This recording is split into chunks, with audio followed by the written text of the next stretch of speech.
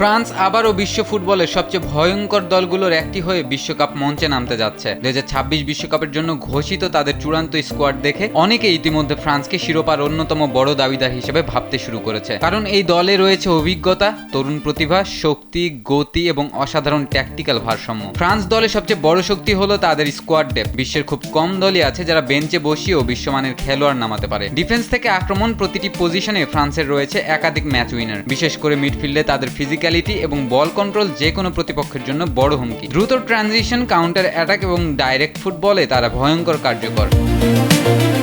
এই দলের আক্রমণ ভাগের মূল ভরসা কিলিয়ান এমবাপ্পে। তার গতি, ফিনিশিং এবং বড় ম্যাচে পারফর্ম করার ক্ষমতা ফ্রান্সকে অন্য উচ্চতায় নিয়ে যায়। এমবাপ্পের পাশাপাশি তরুণ ও টেকনিক্যাল খেলোয়াড়দের উপস্থিতি ফ্রান্সের আক্রমণকে আরও বৈচিত্র্যময় করেছে। উইং দিয়ে দ্রুত আক্রমণ, বক্সের ভেতর স্মার্ট রান এবং হাই প্রেসিং সবকিছু মিলে তাদের অ্যাটাকিং ইউনিট অত্যন্ত বিপজ্জনক। মিডফিল্ডে ফ্রান্সের শক্তি আসে তাদের ব্যালেন্স থেকে। তারা একই সময়ে রক্ষণ সামলাতে পারে, আবার আক্রমণও তৈরি করতে পারে। বল রিকভারি, প্রেস রেজিস্ট্যান্স এবং লং পাসিংয়ে এই দল অসাধারণ। ফলে ম্যাচের গতি নিয়ন্ত্রণে তারা অনেক এগিয়ে থাকে।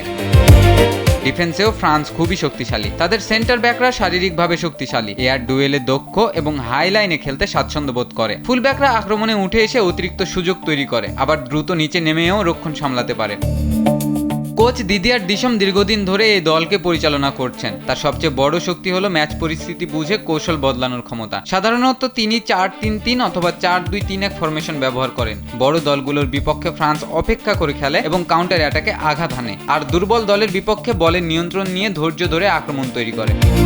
ফ্রান্স কেন বিশ্বকাপ জিততে পারে এর সবচেয়ে বড় কারণ হলো তাদের অভিজ্ঞতা এবং মানসিকতা। এই দলের অনেক খেলোয়াড় আছে যারা ইতিমধ্যে বিশ্বকাপের ফাইনাল খেলেছে। চাপের ম্যাচ কিভাবে সামলাতে হয় সেটা তারা জানে। বড় টুর্নামেন্টে ধারাবাহিক পারফরমেন্স করার অভ্যাসও তাদের রয়েছে। সব মিলিয়ে ফ্রান্স এমন একটি দল যারা শক্তি, গতি, ট্যাকটিক্স এবং অভিজ্ঞতার দিক থেকে প্রায় সম্পূর্ণ। যদি তাদের মূল খেলোয়াড়রা ফিট থাকে এবং দলীয় সমন্বয় ঠিক থাকে, তাহলে 2026 বিশ্বকাপে ট্রফি জয়ের সবচেয়ে বড় দাবিদারদের তালিকায় ফ্রান্স অবশ্যই থাকবে। তৌফিক তুহিন, কালবেলা।